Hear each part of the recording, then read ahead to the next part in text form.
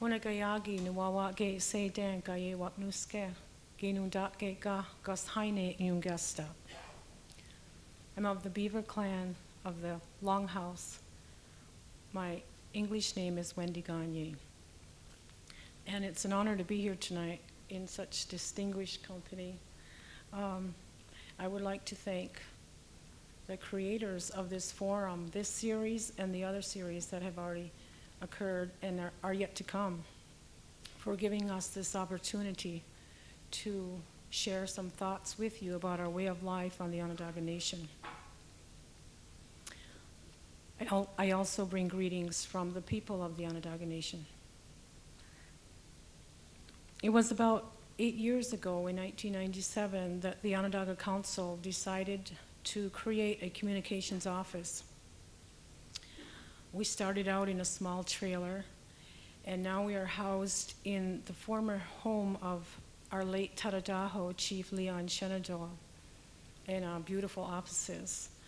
The work that we are doing there is work that pretty much started in our homes, going to meetings, attending gatherings, supporting our friends around Syracuse, getting involved in a lot of issues that affect our community, that affect the nation.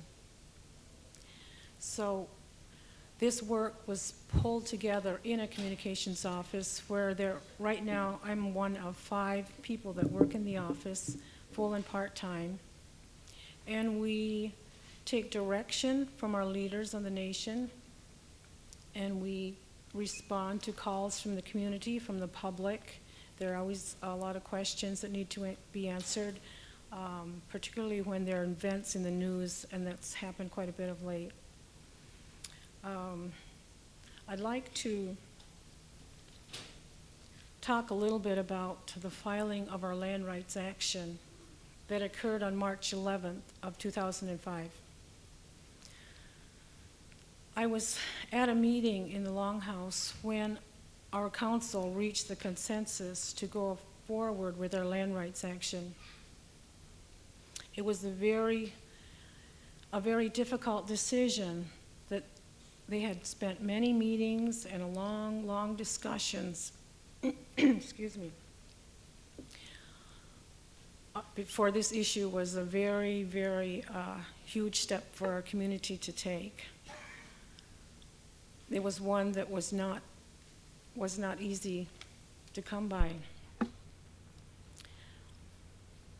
When it finally happened that they reached consensus for when our council has a meeting, they have to come of one mind, or it's not a decision. They have to be in complete agreement on an issue. So when it finally happened in our Longhouse, it was very exciting, and it was very overwhelming. I myself felt very happy, very hopeful that we would finally secure some justice for our ancestors, that we would be recognized, that our land rights would be recognized for our children and for those children who were yet coming.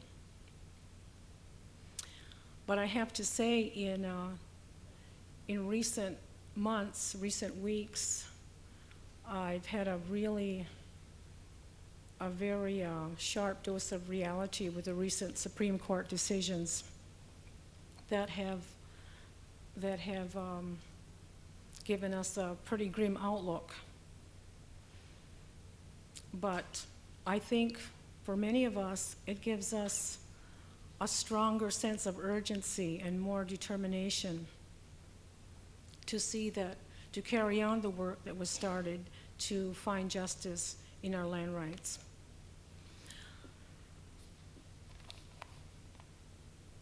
I have grown up on the Onondaga Nation all my life.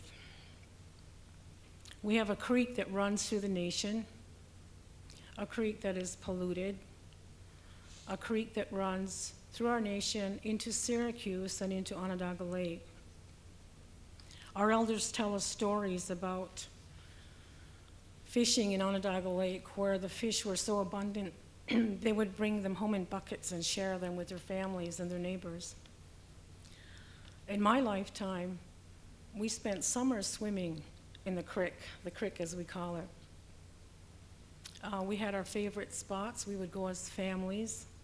We would go to places like Slate Bottom, or the Spillway, or the Pasture, or the Bridge, as all people my age. As teenagers, we all had a lot of summer fun at the Bridge. But my children have not had that joy, had that pleasure, had that experience of swimming in Onondaga Creek. They have grown up without with that experience, that pleasure. It's something that we've lost to pollution. We've lost to environmental degradation. We also have a buffalo field in the corner of the nation. We raise around 30 head that we use for food, to supplement our diets with good food. And we get a lot of visitors at Onondaga, so we use the meat when we have lots of company and we have good times. But that corner of the territory sits right next to a golf course, right next to apple orchards, where there are pesticides used to make bigger and better apples, where there are pesticides used to make green, lush lawns for golf courses. We don't know how much this affects the health of our animals or the health of people who live around these areas. We have concerns about this.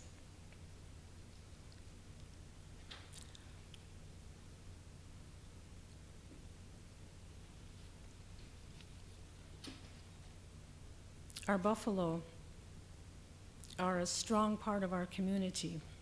When we have visitors, we take them there, and you feel a sense of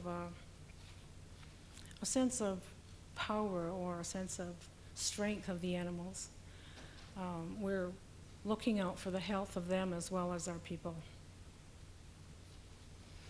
A special place for me, and always has been since my youth, is our woodlands. And when I walked on this stage, when I saw the tree, the trees behind us, I go as often as I can into our woods.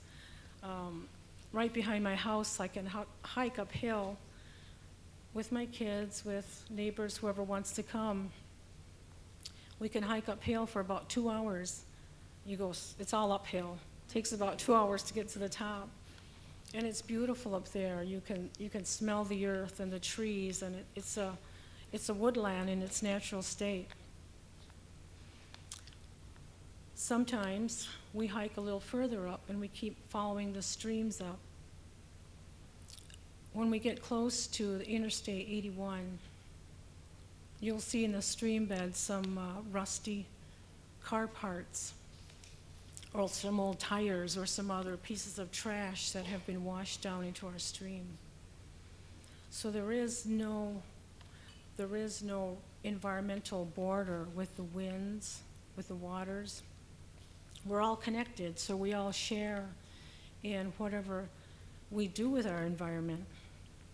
So my message in our land rights, and the message of our people, is that we need to take care of our lands. We need to take care of our environments, our resources. These are gifts that we need to preserve so that we can pass them on to the next generation. That's what we're taught. That's one of our fundamental teachings, is to pass what we have on to the next generation, and they can pass it on to theirs, and so on. Because that's how we acquired these gifts, because somebody was looking out for the future of us before we were born. So I think I will stop there for now and talk more later. Anyway, huh?